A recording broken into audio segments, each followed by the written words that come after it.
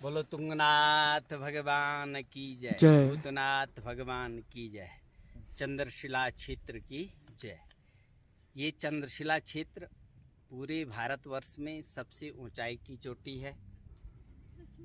ये सभी साथियों को हर हर महादेव। आप सभी साथियों का एक बार फिर सनातनी ट्रैकर यूट्यूब चैनल पर स्वागत है। साथियों, आज की वीडियो में हम ट्रैक करने जा रहे हैं चंद्रशिला का। चोपटा से शुरू होने वाला यह ट्रैक मार्ग तुंगनाथ दुनिया का सबसे ऊंचा शिव मंदिर तक जाता है। यहाँ से यह 1 किलोमीटर लंबा और एक कठिन ट्रैक है। साथियों, दूरी तो कम है, लेकिन खड़ी चढ़ाई इस ट्रैक को थोड़ा कठिन बनाती है। परंतु अगर भोले बाबा जी का बुलावा हो और आशीर्वाद हो तो मुश्किल कुछ भी नहीं। साथियों, चंद्रशिला ट्रैक भारतीय ट्रैकिंग प्रेमियों के लिए सबसे लोकप्रिय ट्रैक में से एक है। यह ट्रैक पूरे साल भर के लिए किया जाता है। हालांकि सर्दियों में के मौसम में बर्फबारी के कारण यह ट्रैक और भी कठिन हो जाता है, क्योंकि चोपटा की सड़क बंद हो जाती है। इस समय के दौरान ट्रैकर एक अलग मार्ग देवरिया ताल से दुग्गल पिट्टा और तुंगनाथ होते हुए चंद्रशिला का उपयोग करते हैं। तो आइए विश्व विख्यात सबसे ऊंची चोटी पर चंद्रशिला का ट्रैक कीजिए सनातनी ट्रैकर के साथ और जानिए चंद्रशिला के कई रहस्य और दर्शन कीजिए माँ गंगा जी के मंदिर के, जो कि टॉप पर बना हुआ है। माना जाता है कि चंद्रशिला में चंद्रमा जी ने भी महादेव जी की उपासना की थी। बहुत सारे रहस्य। तो आइए शुरू करते हैं यह आज का रोमांचक और अद्भुत वीडियो। सभी को हर हर महादेव। जय चंद्रशिला।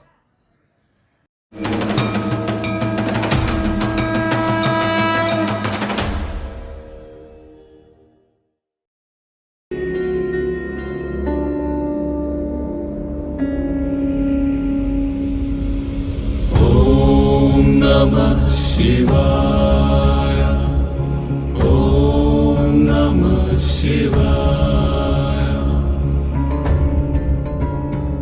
साथियों, चंद्रशिला का ट्रैक करते हुए मन में सुखद अनुभव हो रहा था और साथ में यह भी सोच रहा था कि ऊपर पहुंचने का अनुभव कैसा होगा। सुना तो बहुत कुछ था, परंतु सुनने और उसको अपनी खुली आंखों से देखने और महसूस करने में बहुत बड़ा अंतर होता है।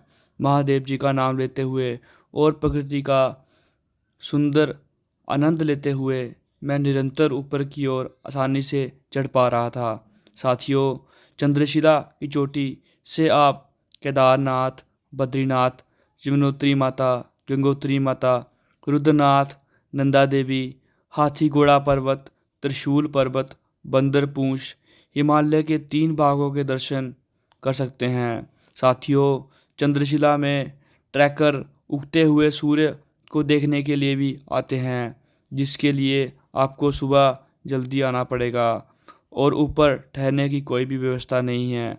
अगर मौसम साफ़ हुआ तो आपको हिमालय के खूबसूरत दर्शन करने का सौभाग्य प्राप्त होगा, नहीं तो नहीं।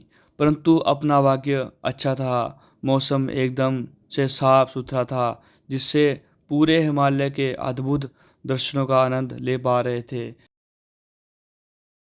तो साथियों, सामने दिखाई दिया माँ गंगा माता का मंदिर। चंद्रशिला से हमारी दूरी कुछ ही कदम दूर थी। हम पहुंचने वाले थे चंद्रशिला। साथियों, जैसे मैं ऊपर पहुंचा, सबसे पहले माँ गंगा मंदिर के दर्शन किए और माँ का आशीर्वाद लिया और उसके बाद खूबसूरत हिमालय की ओर निहारने लगा। सब कुछ अद्भुत था और साथ में क्यास लगाने लगा कि ये होंगे 4 धामों के पर्वत, रुद्रनाथ के, नंदा देवी माता के पर्वत। परंतु कुछ ही समय बाद भेंट हुई गीताराम पुजारी जी से। प्रभु की कृपा से ही संतों की संगति और आशीर्वाद प्राप्त होता है। मैंने उनसे आशीर्वाद लिया। उन्होंने मेरा नाम पता पूछा और कहा, कहाँ से आए हो। मैंने उनको अपना परिचय दिया और अपने चैनल का नाम बताया। मेरे चैनल का नाम सुनकर वह बहुत ही प्रसन्न हुए। कहते हैं सनातन पर रखा है। साथियों, उन्होंने योगी आदित्यनाथ, भारत के महान सन्यासी नेताओं में से एक, योगी जी के बारे में बातचीत करने लगे। योगी जी जब पहली बार सांसद बने थे तो यहाँ चंद्रशिला भी आए थे, तभी मैं भी उनके साथ आया था।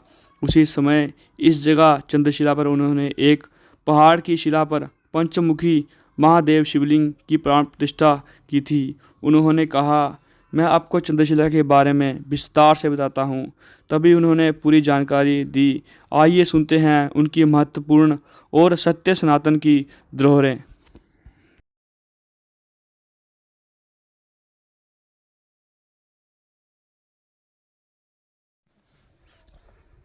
बोलो तुंगनाथ भगवान की जय, जय। भूतनाथ भगवान की जय, चंद्रशिला क्षेत्र की जय। ये चंद्रशिला क्षेत्र पूरे भारतवर्ष में सबसे ऊंचाई की चोटी है। ये भगवान तुंगनाथ जी जो तीसरे केदारनाथ के रूप में यहाँ पे विराजमान है, 1 किलोमीटर नीचे भगवान तुंगनाथ जी तीसरे केदारनाथ के रूप में जाने जाते हैं। और भगवान तुंगनाथ जी की जो उत्पत्ति है वो द्वापर काल में पांडवों के मोक्ष के लिए हुई है। गोत्र हत्या और ब्रह्म हत्या दोष होने के कारण संपूर्ण शरीर का दर्शन नहीं दिया।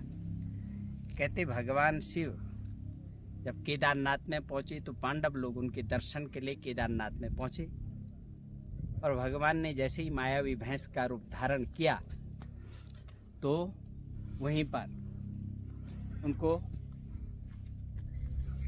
भगवान शिव जी उस भैंसे के रूप में ही जमीन में धंस गए। वहीं उनको आकाशवाणी हुई।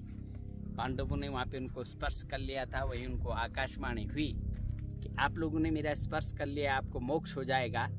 इस केदार खंड में मेरे 5 लिंग उत्पन्न हो गए हैं, आप इनका दर्शन पूजन करो तो आपको मोक्ष की प्राप्ति होगी। तो केदारनाथ में बाबा का पीठ भाग का लिंग स्थापित हुआ। दूसरे मधमेश्वर में नाभि भाग का लिंग है।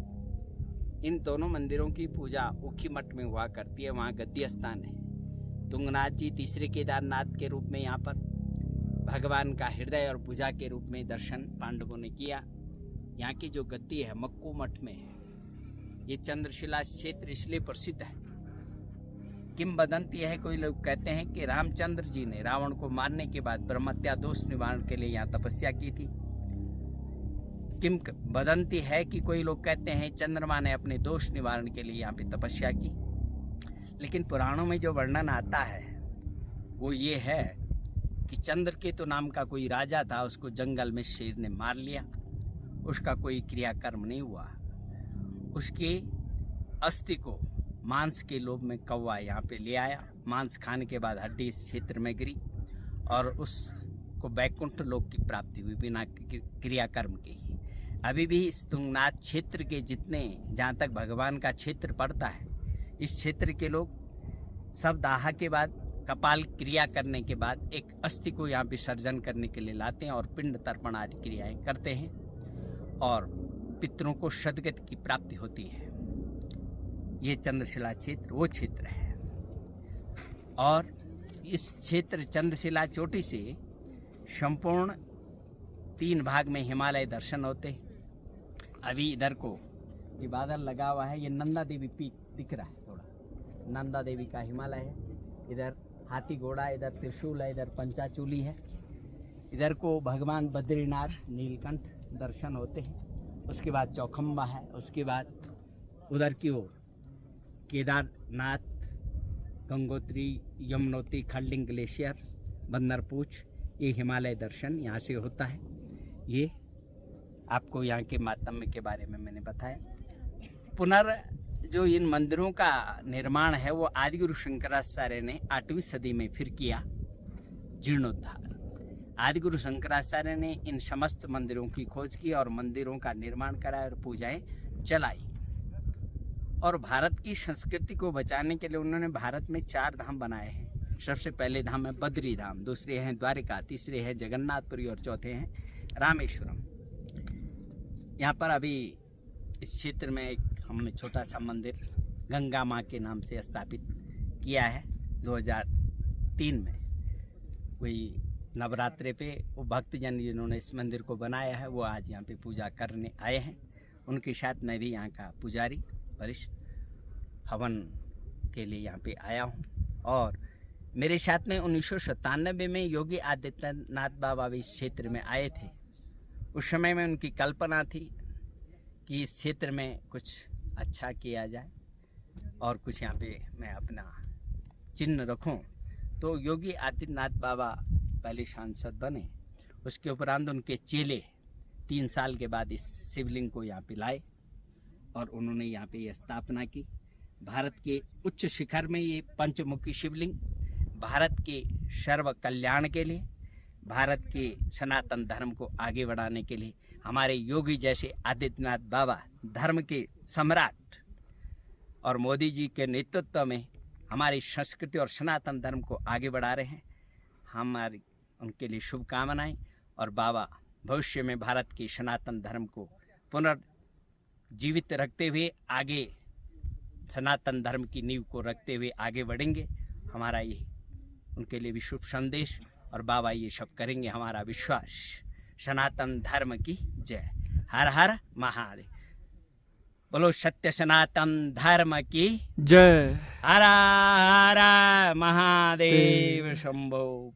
सर्वे हमारा शुभ संदेश, सभी लोग सुखी रहें।